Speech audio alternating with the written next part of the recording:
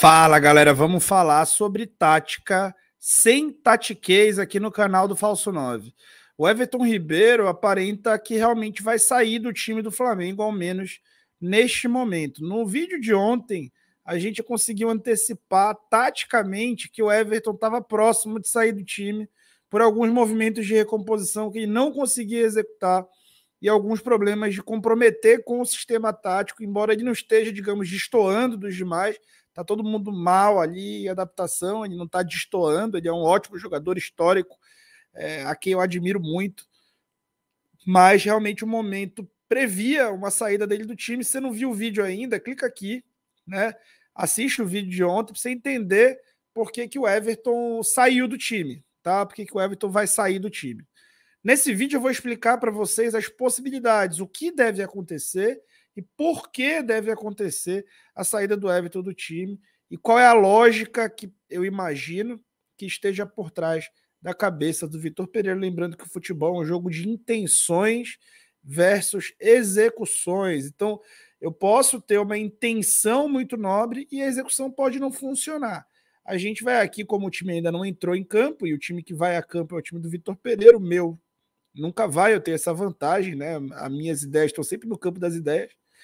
E nós vamos analisar aqui o que o time que vai a campo deve levar e o que ele deve ter de intenções, tá bom? Então se inscreve aí no canal, deixa o teu like, que eu vou rodar a vinheta.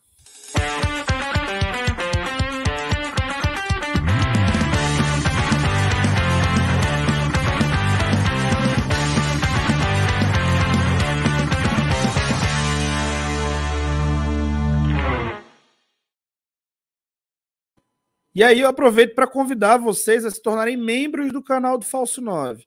Membros deste canal têm a prerrogativa de participar de um canal de Telegram, onde eu faço a transmissão ao vivo de todos os jogos em comentários. Então eu faço comentários de Telegram táticos durante as partidas, enquanto elas acontecem, neste canal exclusivo para os membros que pagam R$ 5 por mês pela inscrição, né? Podem pagar entre 5 e valores mais altos, todos têm as mesmas vantagens, então você pode contribuir no valor que puder, e aí vai ter acesso a esses comentários, tá bom? E vai fomentar meu trabalho também, tá? Então vamos falar sobre as possibilidades, né?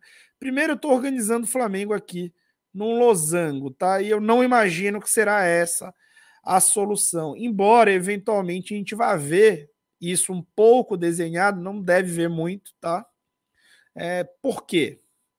Gente, o losango ele exige uma movimentação lateral de jogadores, por você não ter dobra dos jogadores de meio, por você não ter dobras nos corredores laterais. Então, no último ano eu contei até um bastidor para vocês, uma pessoa que eu conheci e que era envolvida no Corinthians e tinha acesso ali à comissão técnica do Vitor Pereira.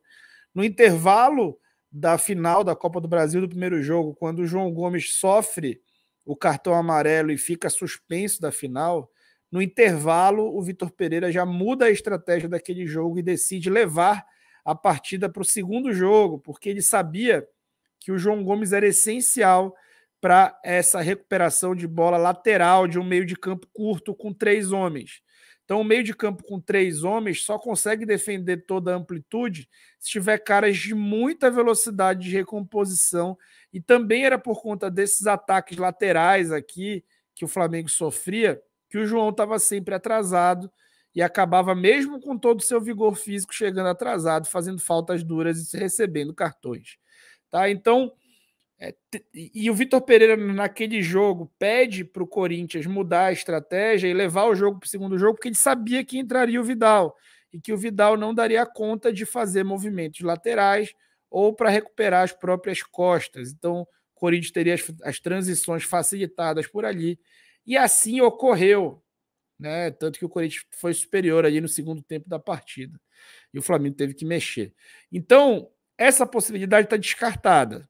Não deve acontecer um losango, e se acontecesse um losango, não seria com um Vidal aberto, e sim com o Vidal como primeiro homem, o Gerson talvez na função do Ribeiro desse losango e o Maia do outro lado, o Maia não apresenta tanto repertório ofensivo para executar isso dessa maneira. Então, não acredito que isso vai ocorrer, tá? Então, voltando com o Vidal para cá, para o Gerson para lá. E o Maia. Então, losango não vai acontecer. O 4-3-3 fechado, né, que é a estratégia que o Flamengo vem utilizando, é até muito mais provável do que o losango. Tá? Muito mais provável que o losango já foi utilizado, foi a formação mais utilizada até o momento aqui na temporada do Flamengo. Mas também não deve acontecer, tá? Por quê?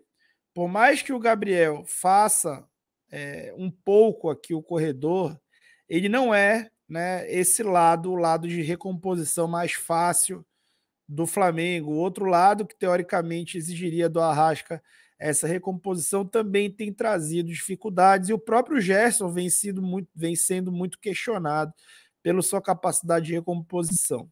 O Flamengo, gente, no contexto, tem o Independiente Del Valle, que pode atuar num campo complicado ali em termos de histórico recente do Flamengo ali na competição.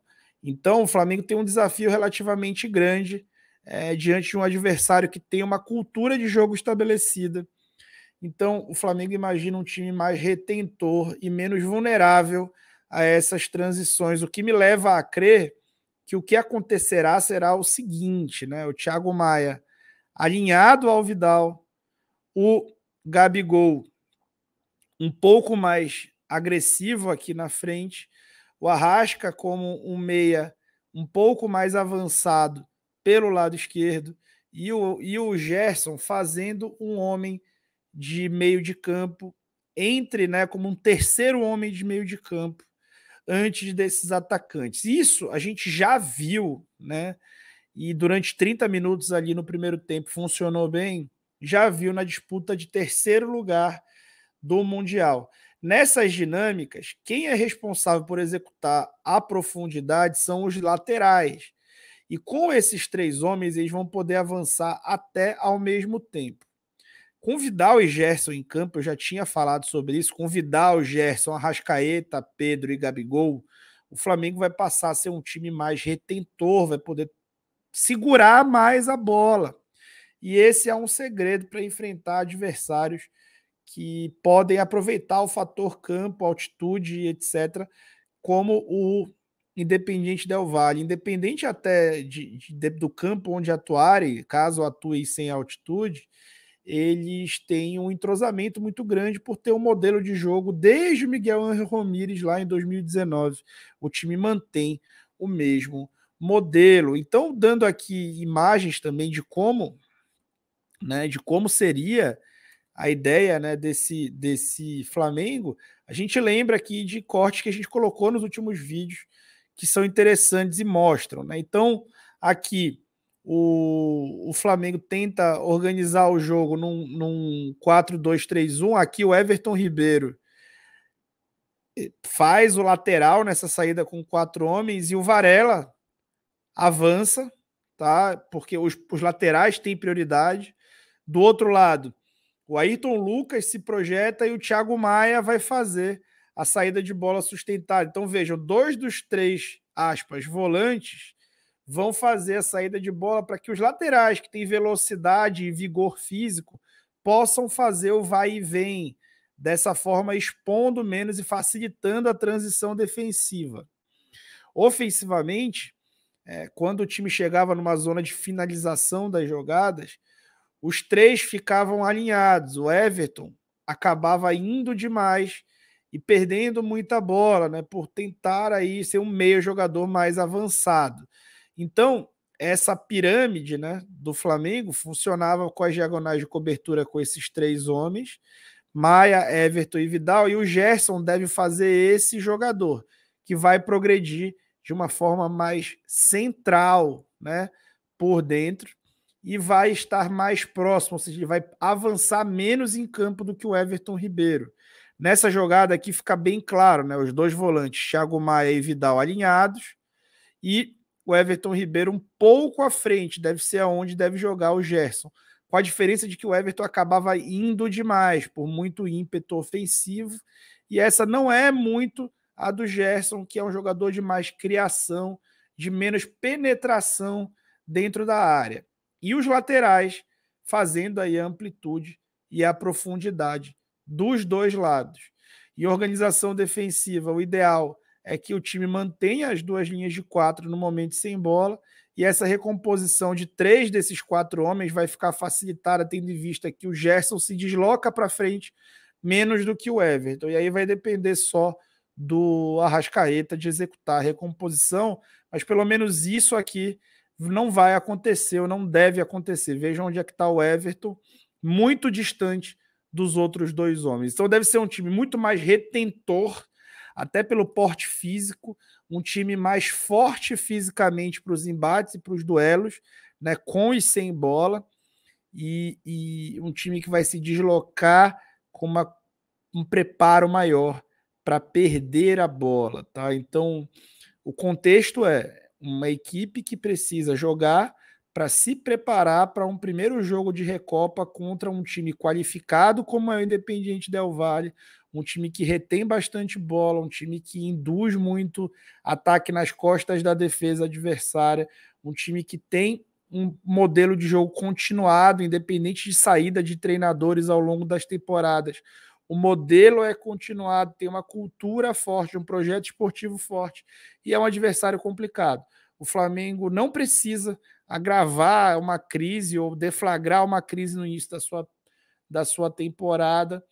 Então, o Vitor Pereira busca assim simplificar movimentos, evitar maiores deslocamentos, evitar grandes trocas de posição, utilizando os laterais aí para fazer esse vai e vem e ter um pouco mais de velocidade no time.